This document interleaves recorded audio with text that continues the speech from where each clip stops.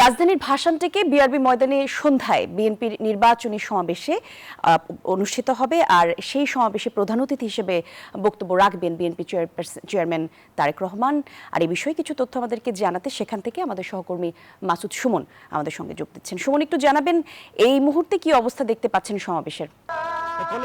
এই মুহূর্তে আপনারা জানেন যে ঠিক সন্ধ্যা ৬টা নাগাদ বিএনপি চেয়ারম্যান তারেক রহমান এখানে আসবেন, সমাবেশে বক্তব্য রাখবেন এবং এখন সমাবেশ স্থল, মূল মঞ্চ সহ যাবতীয় কাজ একদম শেষ পর্যায়ে এবং কিছুক্ষণ আগ পর্যন্ত আমরা যেমনটি দেখেছি আইনশৃঙ্খলা বাহিনী কয়েক স্তরের নিরাপত্তা ব্যবস্থা গ্রহণ করেছে। পাশাপাশি বোম ডিসপোজাল ইউনিট সহ এছাড়াও ডগ স্কোয়াড সহ কয়েকটি স্তরের কয়েকটি এই আইনশৃঙ্খলা বাহিনীর সদস্যরা সারা এই বিআরবি মাঠের সারা মঞ্চ আশেপাশের সমস্ত এলাকাটি তারা পর্যবেক্ষণ করেছে এবং সার্বিক নিরাপত্তা ব্যবস্থা গ্রহণ করেছে বিজিবি এবং সেনাবাহিনী সহ, এবং নেতাকর্মীরা আসতে শুরু করেছেন। আপনাদের মধ্যে দেখছেন এই বিআরবি মাঠের প্রায় অর্ধেক এর মধ্যে ভরে গিয়েছে এবং মূলত জুম্মার নামাজের পর থেকেই ছোট ছোট মিছিল নিয়ে এই ঢাকা ১৭ আসনের বিভিন্ন স্থানের নেতাকর্মীরা তারা এই মাঠে এসে উপস্থিত হচ্ছেন এবং অপেক্ষা করছেন।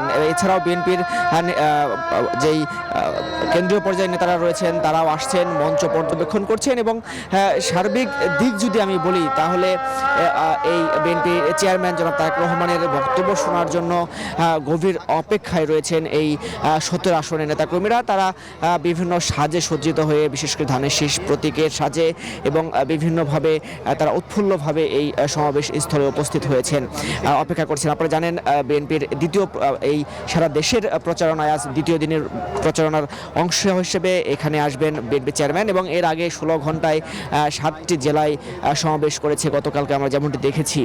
আর সমাবেশের দিকে যেসব নেতাকর্মীরা এসেছেন তাদের সাথেও আমরা কথা বলেছি। তারা যেমনটি বলছেন নির্বাচনী প্রচারণা পুরো দমেই শুরু হয়ে গিয়েছে এবং এই ১৭ আসনে বিএনপির যে প্রার্থী জনাব তারেক রহমানকে বিজয়ী করার জন্য এরই মধ্যে তারা সব দিক দিয়েই প্রচারণা শুরু করেছেন, কাজ শুরু করেছেন এবং আজকের এই জনসভাটি খুবই গুরুত্বপূর্ণ এই আসনের জন্য। আপনারা জানেন দীর্ঘ ১৭ বছর প্রচারণা কাজ করতে পারেনি এবং সেই জায়গায় দাঁড়িয়ে এই আসনটিতে এই আজকের সমাবেশটিকে খুবই গুরুত্বপূর্ণ হিসেবে দেখছেন স্থানীয় নেতাকর্মীরা। এই ছিল আমার কাছে সর্বশেষ এই বিআরবি মাঠ থেকে, ভাসান থেকে বলি।